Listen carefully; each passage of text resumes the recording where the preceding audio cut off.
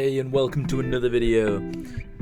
I do apologise that this weekend we'll most likely not have a Black Desert video, just due to the fact that we are away on holiday with the family.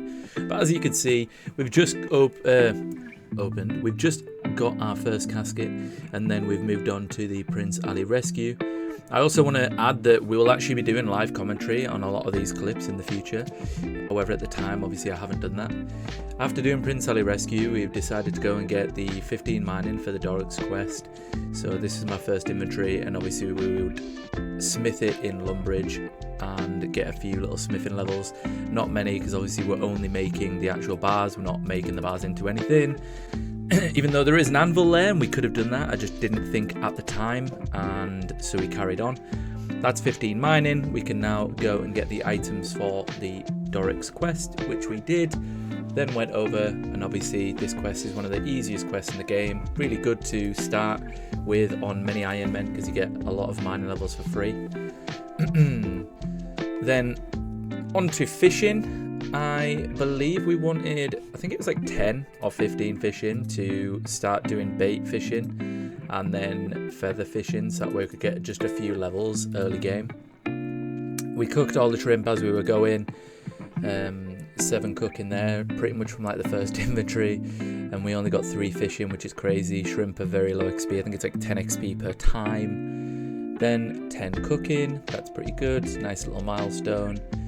And in between like cooking and fishing, we're actually selling all these to the general store just to try and get back any amount of coins that we could, because until later on we don't really have any money makers.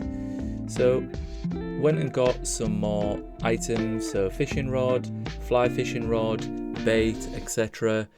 And we made some pots of flour and other things. This is to make the red berry pies for the Knight Sword quest, which is an absolutely huge quest. Everyone should do it, especially on Ironman. We ended up burning nearly all the pies. We made one after I think like 4 attempts. And next went and got some iron bars from the wilderness. Please be aware if you're hardcore, this is obviously the wilderness, you might die, but they are free. And now it's time to do the Knight Sword. Like I say, this quest, honestly, as long as you pay attention, have a bit of food and run past the mobs, it's pretty damn easy and you'll end up getting some really nice rewards.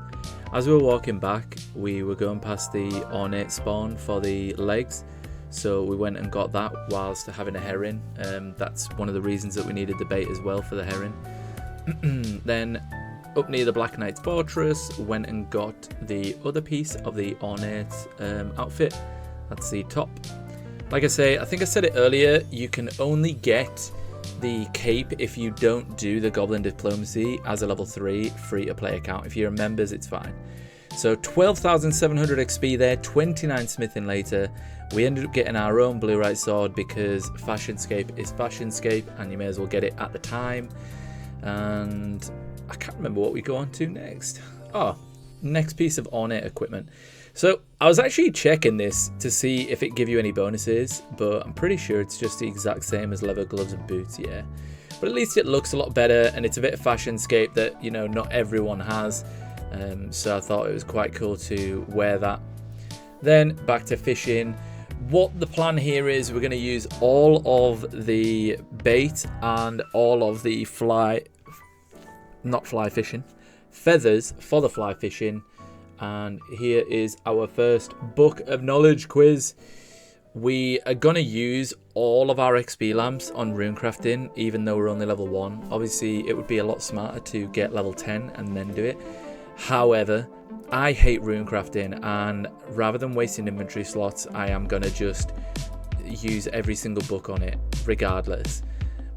I'm also considering that the fact that runecrafting is going to be a lot slower as a level 3 skiller, because we have to mine our own essence, whereas if we were a like Ironman in free to play in general, you can kill the minotaurs in the stronghold security and they drop loads of essence.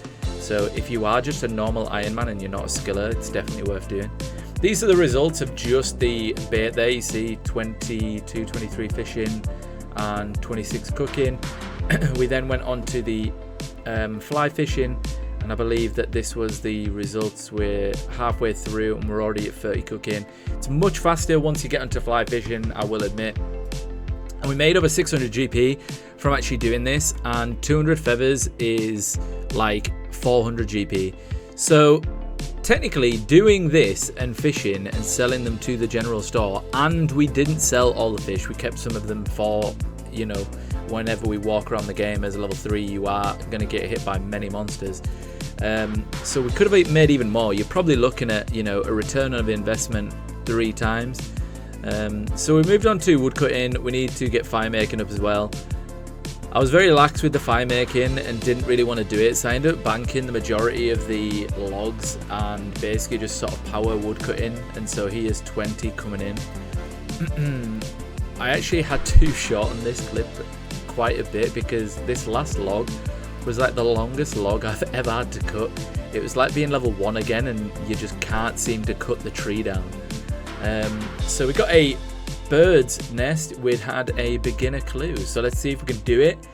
So the first part, Southwest, Varrock, Apothecary, we can do that. Moving on to the next section, a chef's hat. Now the only way in free-to-play to obtain this is to kill goblins. So we were going to ruin the skiller and become a free-to-play Ironman. But the very first goblin we killed, 1 in 48 chance, we obtained the chef's hat. That means that we no longer have to drop any clues when we get that part of the, when we get that step. So we got the box there, and then we decided to go and do some woodcutting of willows. We started off at Edgeville actually, but unfortunately there was only one tree. It's really slow, not many people are there, so you don't get many forestry random events. So we went to Draenor, even though we are at risk of dying to the wizards at all times. We then did the little puzzle there, and we got 20 Chaos Ruins. Pretty crap, honestly. We don't really have a use for them. I suppose they'll come in handy to sell and make some early game cash, because we will need it. So let's move on and start fire making, as obviously we have really like lacked on that, and we want to be able to fire make the willow logs as we would cut them. Now I actually found this out from doing this myself while wood cutting at the forestry area. Whilst you're here, you actually get more fire making XP just from fire making the logs normally than you do by putting them on the forestry fire. However, you obviously have to take into account it's much harder work fire making them normally. You have to constantly walk around, blah de blah de blah. It's a pain, and it's much quicker doing it on the logs. So if you're lazy, if you can't be bothered banking all the time, if you just want to get that slow XP and obviously majority of it in your woodcutting, then just do it that way. We then went over to Diango and tried to attain the playing cards that you can get from the code, so it's on the screen now if you want it.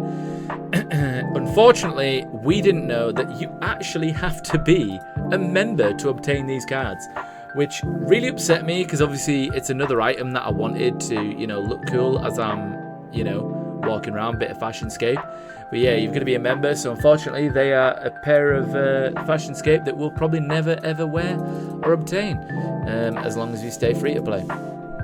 So 30 fire making there coming in. We ended up going back to normal fire making just because we didn't want to have to go back and do some oak logs.